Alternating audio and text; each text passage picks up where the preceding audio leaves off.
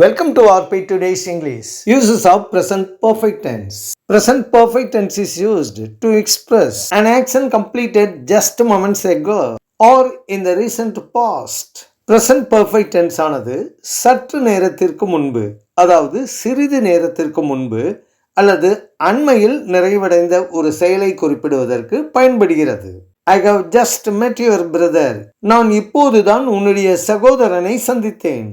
He has just talked to her. அவர் இப்போதுதான் அவளிடம் பேசினார். The bus has just left.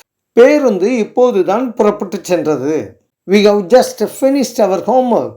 நாங்கள் எங்களுடைய வீட்டு பாடத்தை இப்போதுதான் முடித்தோம். சிறிது நேரத்திற்கு முன்னால் ஒரு செயல் நடைபெற்று முடிந்திருக்குமெனில் அதை குறிப்பிட present perfectல் just என்ற வார்த்தையை பயன்படுத்த வேண்டும். I have just come. I have just gone. உங்களுடன் ஆர்பி. தேங்க்ஸ் ஃபார் வாட்சிங்.